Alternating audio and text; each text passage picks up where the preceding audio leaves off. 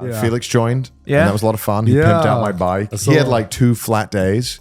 But even like Felix, right? Felix is like super, super fit. By the end of the second day, he was like, "When does it end? I wanted this to stop." Jesus. He was very he was struggling, but he got through it. But he didn't have nearly as many hills as you. Yeah. So I think like you had a way harder day than Felix by a mile. I'll take it. I'll take it. But and Chris was constantly like, "What? How are you so ripped? How do you have muscles, Felix?" And Chris was like obsessed with it. He kept being like, "Why are you so ripped?" Well, he doesn't eat fucking camembert. Yeah, I was like, and Felix was just like, "Hey, Chris, if you stopped eating and drinking the stuff you do, you'd get like this pretty quickly." And he was like, "No, it can't be. It can't be. Nonsense. It's not that easy. But this one was like way better than the Natsuki cycle too. Oh yeah. How did he do? About as well as you'd. I mean, no, not bad. He did like 30 kilometers. Oh, okay. He was like smoking right before cycling. Yeah. And like nearly fell off because he kept trying to do like Instagram stories while cycling. And he's like not a good cyclist. And he's like, "Whoa, fucking shit phone, fucking." It was funny. I kept trying to like help him out. Like, Natsuki, you're in the wrong gear. You're in the wrong gear. Well, dude is almost 50. So. Yeah, I know, but he did pretty good. Yeah. And then I think he had so much fun because Chris fell over. And I've never That seen is a man. Natsuki's favorite thing. I've never seen a man cackle as much as that. Because Chris was like trying to capture something on like his GoPro. And he was filming me. And then I guess he was going a little fast and went into my bike. Yeah. And then there's this like Looney Tunes ass crash sound. Let me play it for you. Because Yeah, I need to see this crash noise is so funny. And every time I hear it, I Someone should just edit the fucking Tom and Jerry scream on top of it. it's so. All right, listen to this. Listen to this like this wonky ass. Okay. この街だ、すごいな。すごいperiod ですね。Oh my god! What did you just do? What did you just do?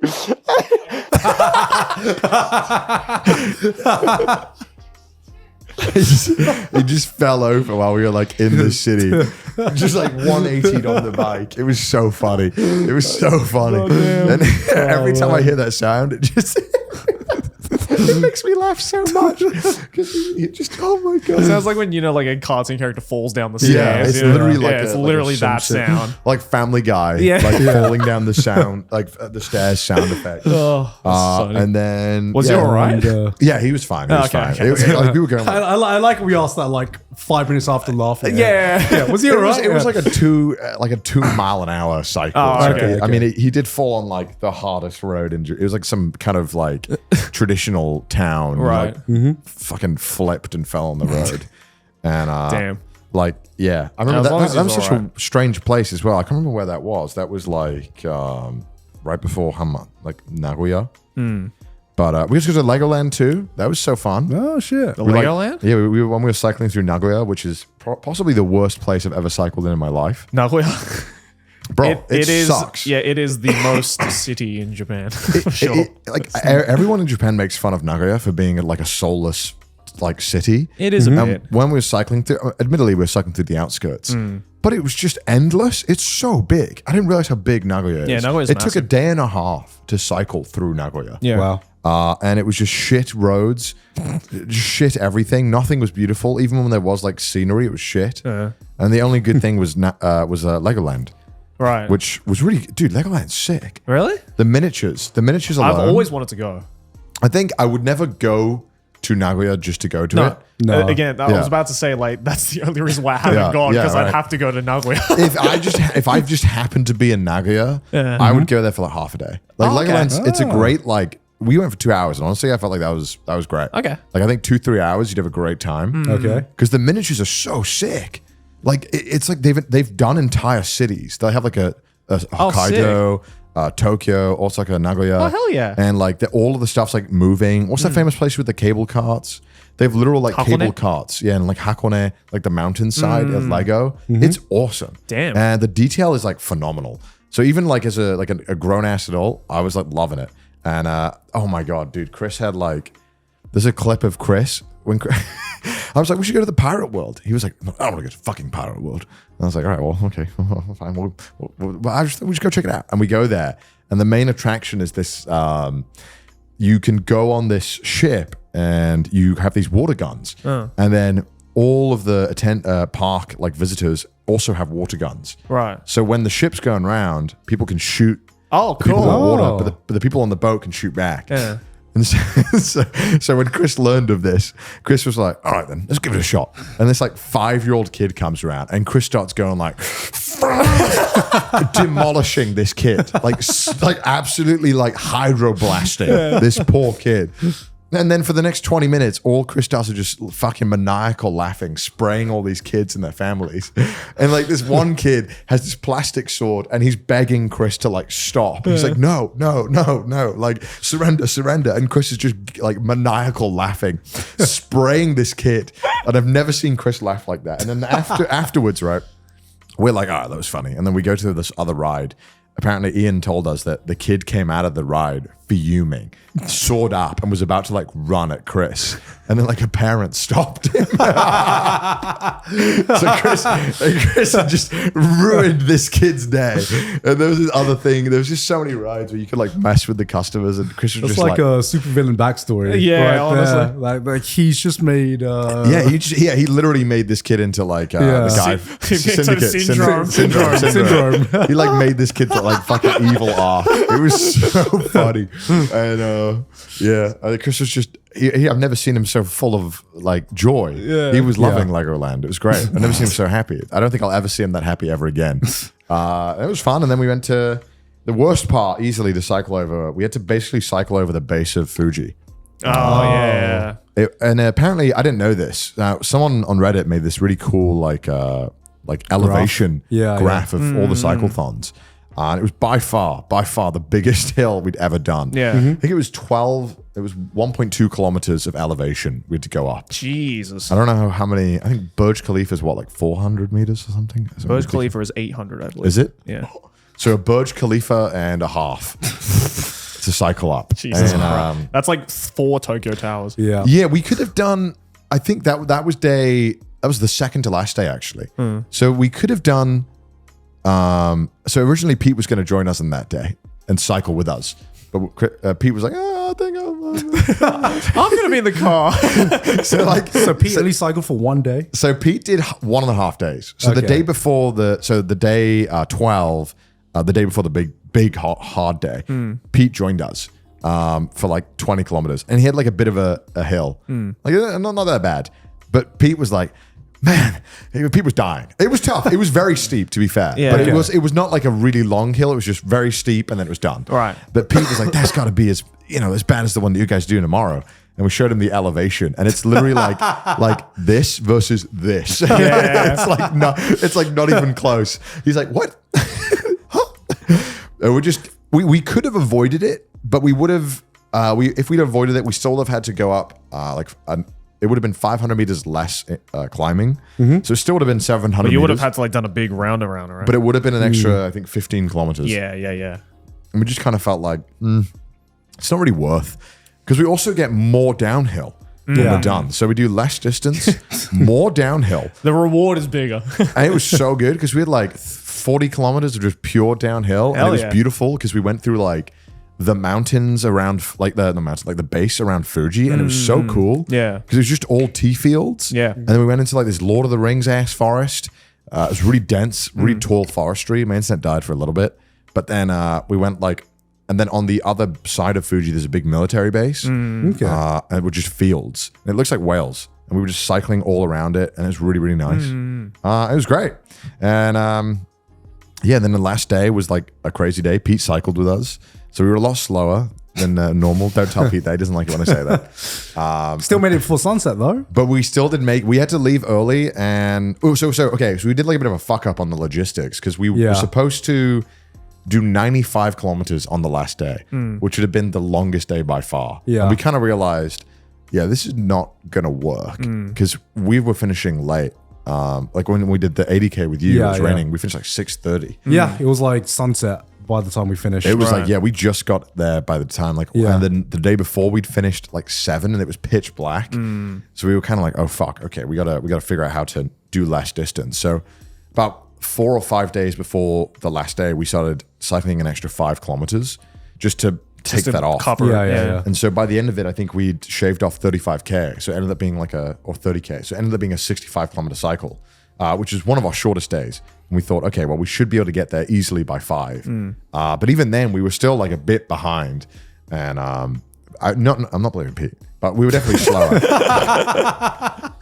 It was a very flat Not day. naming names, but Yeah. I'm just saying, I mean, like, as a listen, matter of fact, we were listen. slower paced Yeah. than usual. Listen. I mean, I've been cycling for 13 days at Yeah. that point. If you, I could have cycled up a cliff vertically. I'm pretty sure. Like, so obviously, Pete, who's doing it for half a day before this, is not going to be Yeah, as yeah. fast. Sure. And I think we also had there was some technical issues, like my stuff started breaking and whatnot. It was very annoying. But managed to do it. And then the last day, we raised more money in the last day than Cyclethon won entirely. Damn. Yeah, it Yeah, was it's it was crazy. insane because when I woke, because I was in like the UK at that time. Yeah. Went to bed, or like you stopped like the second to last day. I was like, oh, Super late, He's yeah. he's gonna get so close to the middle.